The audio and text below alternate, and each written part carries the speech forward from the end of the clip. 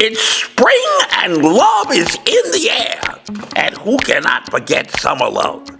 Boy meets girl, girl meets boy. Their hearts go pitter-pat. Their palms get sweaty. They feel that chemistry. They exchange smiles. They exchange words. They hold hands. They dance. They hug. They caress. They feel the warmth and affection. They kiss and zowie. They exchange stones. And before you know it, they are never apart in an endless love. Or maybe they met online, like younger folks, and stayed in social distance exchanging texts, hoping that one day their schedules might deconflict, and then all along comes a pandemic and all bets are off. But you don't have to be a mad genius to figure out that it takes two to tango. And nobody wants to be that person at the dance hall, a bar, or party who is all alone. It takes two, baby, to fall in love. Like Danny Zucco says, you can't just walk out of drive-in. Summer lovin' had me a blast. Summer lovin' happens so fast. But maybe like Sandy Olsen says, maybe you are no stranger to heartbreak. Maybe one day you found yourself saying, whatever happened to the Danny Zucco I met on the beach? And then your partner in crime and star-crossed lover was gone, with love's light wings, or perching other walls. And in an instant, like the earth that shook when you met and he took your heart away, feeling maybe even a bit woozy in your knees, like you were gonna faint. And your dynamic duo of two went back to one and sinking your lonely heart into the blues, because it takes two, baby, to fall in love. And speaking about babies, most scientists would agree that takes two and a couple to make babies too. So, whether you are Bergman and Bogart in Casablanca, Clark Gable and Vivian Leigh in Gone with the Wind, Barbra Streisand and Robert Redford in The Way We Were, or Billy Crystal and Meg Ryan in When Harry Met Sally, at some point, inevitably, when those two hearts that beat as one together get together, somebody might be saying, my mom is having a baby. And when you fail to plan, you plan to fail. So, while everyone else is focusing on the medical procedures, the meaning of life, the quickening and the conception of the woman's choice, let's not go back to that future. And instead just focus on the once upon a time fairy tales of Princess Charming and ladies they met. In the love story before the happily ever after collided with the reality that nobody lives in a fantasy movie. And that frog that became a Prince Charming is really just a frog, and you finally find out. But for now, it's Miss Piggy and Kermit the Frog. Talk about a rainbow connection. Dear God, somewhere over the rainbow. Thank you, Godfrey. I thought you were dead. But you live all in intellectual property and syndication, old friend. Love and marriage, according to the song in the Spencer Tracy and Katharine Hepburn classic, Guess Who's Coming to Dinner, go together like a horse and carriage. And in a traditional wedding vow, priest might officiate over a traditional ceremony in a parish, while a bride might say to a groom, or vice versa, in solemn vows, I take you for my lawful wife or husband, to have and to hold from this day forward, for better or for worse, for richer or for poorer, in sickness and in health, until death do us part. Concluding a ceremony as the organ begins to play a wedding march with the words, with this ring I thee wed, and all my worldly goods I thee endow. A legal contract in marriage forming a union between two persons united as one, intended as being in perpetuity in mutual obligation, sealed by love, in consideration, and sharing property in common. But in modern times, many discard with traditions and write their own vows. Still, Cicero, first bond, of society is marriage in his mind.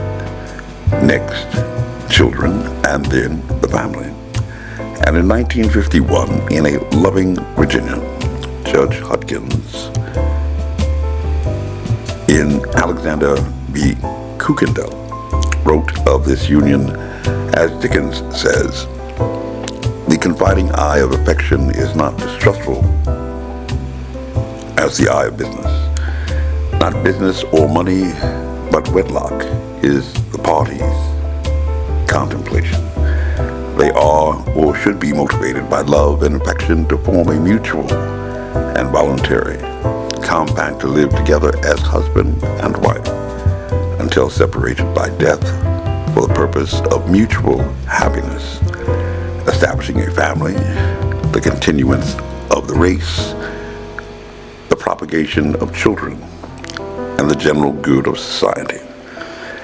Still in a concurring opinion in a Virginia for Lovers, it was held in Keister v. Keister, imagine that name, decided during the Spanish flu pandemic in 1918. Judge Burks wrote, "A husband may not present a bill against his wife for board and clothing, nor the wife present to her husband a bill for presiding over the household. The law will not imply a contract to pay such bills. By the act of marriage, the parties thereto establish a unit of society, which automatically carries with it primary obligations, which cannot be destroyed without reducing the honorable estate to mere licensed cohabitation." But America was undergoing great social changes, and in 1967 the Supreme Court took a look back in history to the slaughterhouse cases, decided in 1873, to determine that the clear and central purpose of the 14th Amendment was to eliminate all official state sources of invidious racial discrimination in the states, when they decided that there can be no question that Virginia's miscegenation statutes rest solely upon distinctions drawn according to race. And again, speaking of marriage, the court wrote, "Marriage is one of the basic civil rights of man, fundamental to our very existence and survival. To deny this fundamental freedom on so unsupportable a basis as the racial classifications embodied in these statutes, classifications so directly subversive of the principle of equality at the heart of the 14th Amendment, is surely to deprive all the state citizens of liberty without due process of law. The 14th Amendment requires that the freedom of choice to marry not be restricted by invidious racial discrimination. Under our Constitution, the freedom to marry or not to marry a person of another race resides with the individual and cannot be infringed by the state. And at least when most tell the story of Loving v. Virginia, it is almost always told as a love story, with a couple coming together in a union to raise a family. And even in 2015, when the Supreme Court had revisited this institution of marriage, the history that revealed its transcendent importance, that court had observed that marriage is sacred to those who live by their religions and offers unique fulfillment to those who find meaning in the secular realm. Its dynamic allows two people to find a life that could not be found alone, for marriage becomes a greater thing than just the two persons. Rising from the most basic human needs, marriage is essential to our profound hopes and aspirations. Concluding that opinion, the Supreme Court wrote, "No union is more profound than marriage, for it embodies the highest ideals of love, fidelity, devotion, sacrifice, and family." In forming a marital union, two people become something greater than they once were. And writing of the appellants in Obergefell v. Hodges, the Supreme Court found that in that their hope is not to be condemned to live in loneliness, excluded from a civilization's oldest institutions.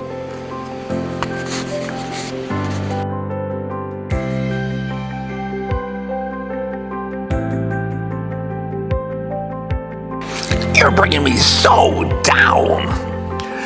But short of that union of property to be held in common gives tenderly and tactile consideration, like that alliteration.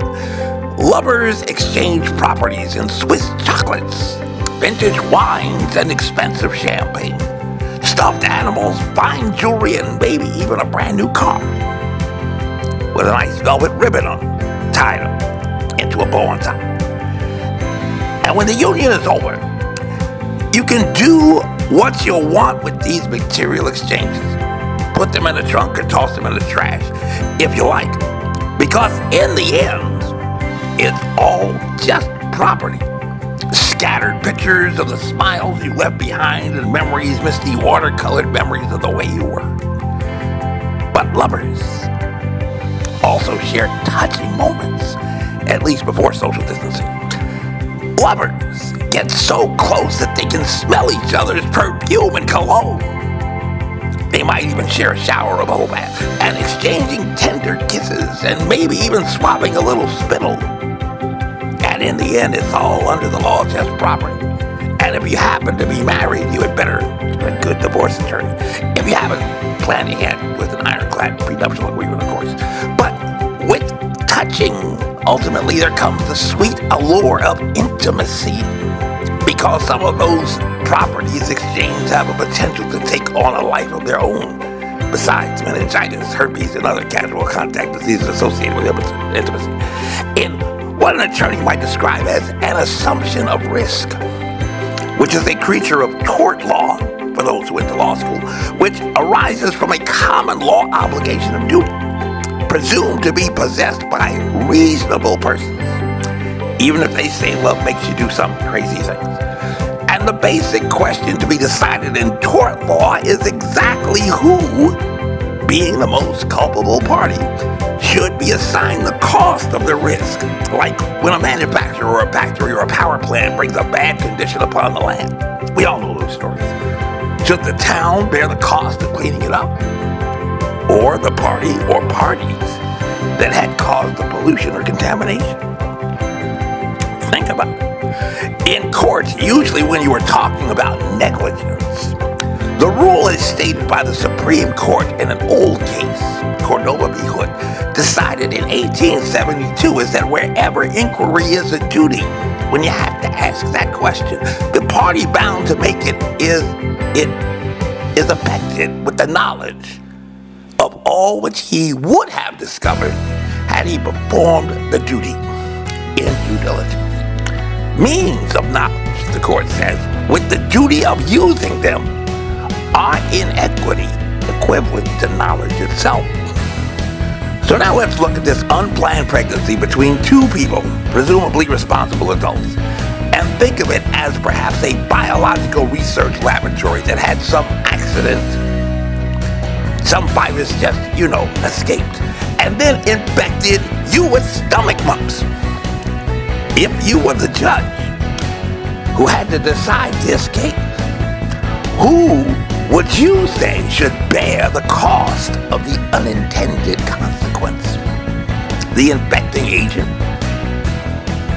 The infection inside? Or the parties who, in contributory negligence, a legal term, had brought the infected condition about and upon you? If your lover gives you poison ivy, it is probably not a big deal, because poison ivy, more likely than not, is just poison ivy. It'll eventually go away, and no reasonable person would ever expect it to be anything more than poison ivy. But defining the word pregnant, at least the folks at Merriam-Webster, define it as containing a developing embryo, fetus, or unborn offspring within the body. And not just any old run-of-the-mill clump of cells. There's an old joke. What do elephants have that no other creature in the world has? Give up. Baby elephants. And I never met anyone who got pregnant and gave birth to a brand new refrigerator. Not to say that it has never happened before, but I just never heard of that case.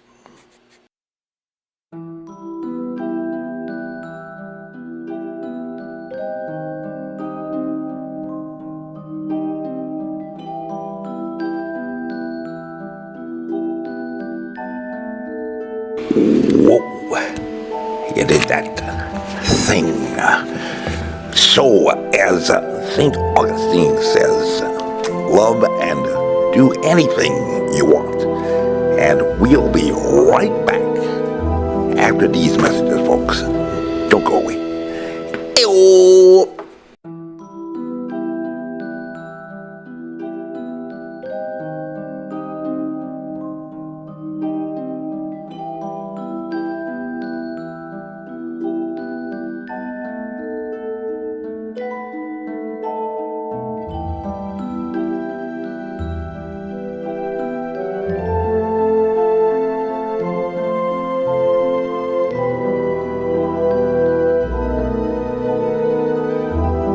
This advertisement was authorized by Mike Webb.